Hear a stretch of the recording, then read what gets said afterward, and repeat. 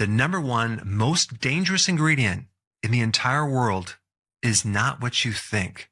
This ingredient is worse than high fructose corn syrup, it's worse than sugar, it's worse than starches, and it's worse than seed oils. Based on mice and rat studies, it is considered a Class A carcinogen, which means it's a probable carcinogen in humans. A carcinogen is something that causes cancer. And this ingredient is a very potent neurotoxin, and not just with your nerves, but your brain as well. And it also messes up reproductive organs. And this is validated by several international cancer associations. Even the EPA classifies this ingredient as a carcinogen. This is interesting. You will not find this ingredient on the label. Why? Because it's not an ingredient. It's the byproduct of ingredients that's created after you process all this crap. And specifically when you add heat. What is this byproduct chemical? It's called acrylamide. Acrylamide is created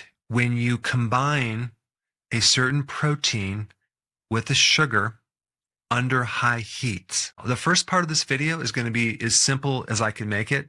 And I'm going to get into some more of the technical things later in the video. You can watch it if you want to. I am going to give you some good news as far as the antidote or how to neutralize that chemical acrylamide later in the video. 40% of our foods have acrylamide. You won't get this chemical reaction with natural sugars like even sugarcane or even honey. It has to be more of a refined sugar, as in glucose or dextrose, which is a synthetic sugar, or glucose syrup, or even maltodextrin, which is a starch. Because it's so badly processed, it's going to turn into sugar really quick and then combine with that protein. The modified food starch, the modified cornstarch, which is basically in a lot of these foods right here. Realize when you heat something up, you usually heat it in something, right? Like oil. If you're at the fast food restaurant and you're making fries, they're not going to fry without oil. On top of all the bad effects from seed oils, sugar, and starches, creating a lot of inflammation in the body, damage to your organs. We have this darn acrylamide thing on top of everything, which is like the most deadly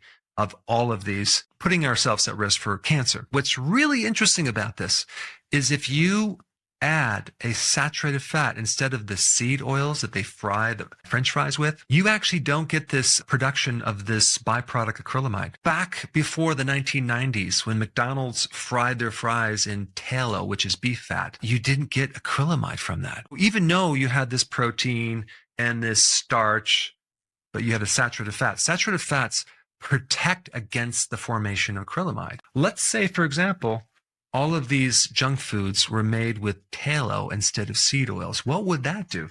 Well, that's going to reduce the cancer risk right off the bat. Or went to a restaurant and all they used was tallow or even coconut oil to fry things with. You would get a reduction of the toxicity. Would it be completely benign? I wouldn't go that far, but it's a lot less toxic. What foods have acrylamide? Corn chips, potato chips, French fries, baked goods, crackers, cookies, breakfast cereals, the crust in bread, and even roasted coffee. Before you freak out, because I know you probably drink coffee like I do, there is a very simple way to reduce the acrylamide in coffee. So just hang in there. I'm going to get to that. Now that you know about acrylamide and you know how it's created, let's get into how to get it out of the diet, or even if you happen to accidentally consume some of it, how to counter acrylamide. I already mentioned one thing, which is adding tallow, coconut oil, butter, because saturated fats are more stable. And I also pointed out that if you use a natural sugar, like even just sugarcane or honey, then you're not going to create this acrylamide reaction. If you have the choice of baking something or cooking something, always use more natural sugars. Not that I'm recommending doing it, but I'm just saying if we want to reduce this cancer acrylamide thing, we want to use natural sugars. Refuse to consume any refined sugar. I'm talking about high fructose corn syrup, the dextrose, all these other sugars that are just so processed. At home, when you're cooking, or if you slow cook, you reduce this chemical reaction. So sometimes I'll slow cook pork, right? And it really only gets to 206 degrees. It never gets 285 degrees or more. So we keep the temperature low and we're safe. The next tip is just to focus on more whole foods and not the refined stuff, because this is the stuff that's killing us. The next tip is pair the food that you eat. And I'm not recommending you eating junk food, but if you happen to eat junk food, pair it with something else to neutralize the effect. What can you eat in addition to this junk food? Any type of the cruciferous vegetables, kale, broccoli, Brussels sprouts, arugula, cabbage.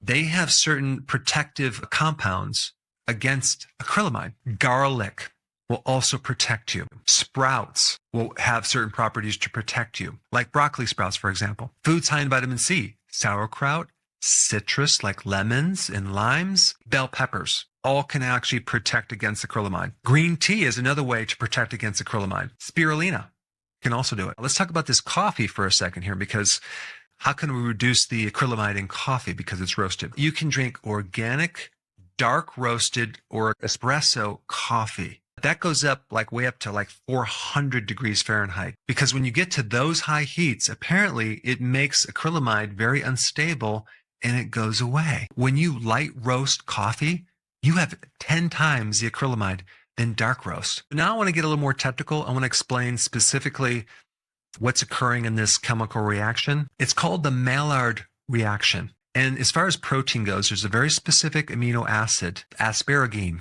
It's in corn, it's in wheat, it's in rice, it's in soy. In these refined foods, you're not protected. When we take this asparagine amino acid and we combine it with a very specific refined sugar like high fructose corn syrup or fructose, these are all refined sugars. Crank up the heat above 285 degrees Fahrenheit or 120 degrees Celsius, and then you get this chemical reaction called the Maillard reaction and the byproduct called acrylamide. Acrylamide then creates another byproduct. It's called glycinamide. Glycinamide is even more deadly than acrylamide. That's the stuff that really causes the cancer. It gets complex because it's not just about reading the labels. You have to understand there's things that are very deadly that are created just from the processing. When you take a look at ultra-processed food calories, how dead can you make a food? You're getting all these additional things that you don't want that create a lot of bad effects. Yet, when you look at a teenager's diet, you have 67% of their calories are ultra-processed food calories. An adult has over 50% of their calories being these ultra-processed food calories. And then a toddler has 46 or 47% of their calories being ultra-processed food. The second most common cause of death in the world is cancer. And I know with myself, people are dying of cancer all over the place, especially as they get older.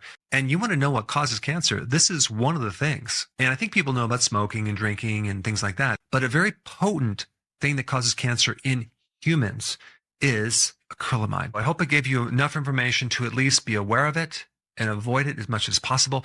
And if you happen to eat it, you now have the antidote to counter it. So thank you for watching, and I will see you in the next video.